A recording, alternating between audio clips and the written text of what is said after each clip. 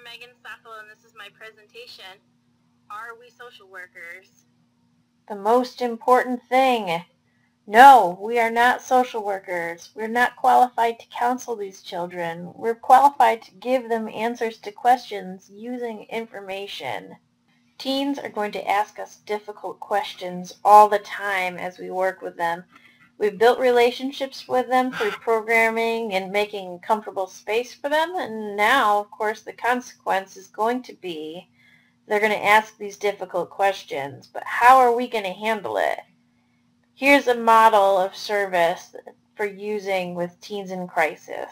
Listen, stay calm, follow up, and support. That means actually really listen and make sure they can tell you're listening.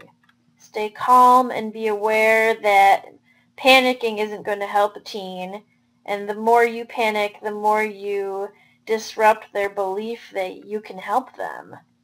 Follow up with the teens and follow up with service providers that can actually help them.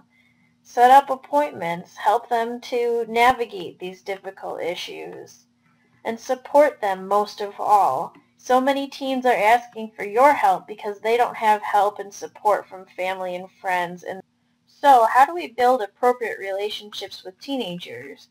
It starts with us as individuals building a professional portfolio of behaviors. We want to make sure that as we work with teens, we are not friends to them, but always a professional adult working with them. We need to set boundaries and teach the teens we work with to respect them. With regards to confidentiality, the most important thing to remember is that we aren't healthcare professionals and we do not need to keep secrets.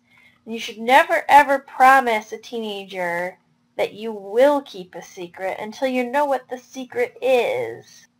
I have compiled a fairly thorough list of resources which you have my permission, of course, to print and keep and even upload onto your websites in your future libraries. It is not, however, exhaustive. I'm sure there are more resources available out there.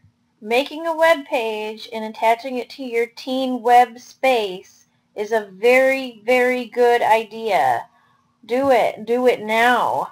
Make it easy for the teenagers to find those critical resources when they really need them.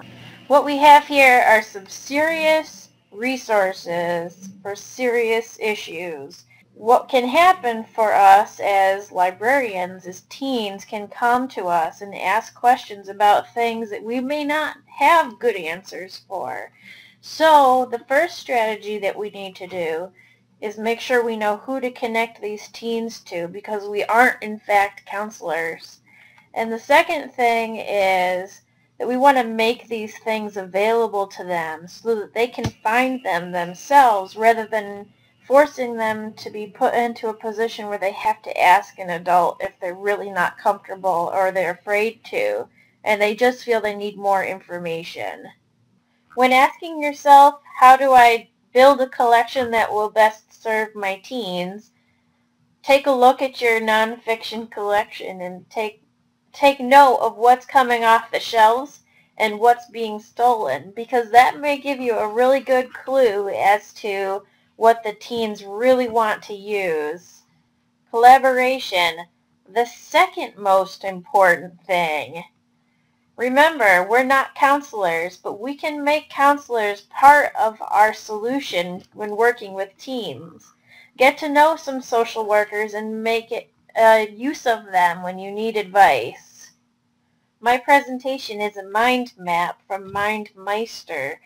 It has a URL, and you are welcome to browse and navigate through the links attached to this mind map and explore more about this subject. Attached is also the resources list, and you can print this mind map if you'd like as well. Thank you for watching my presentation.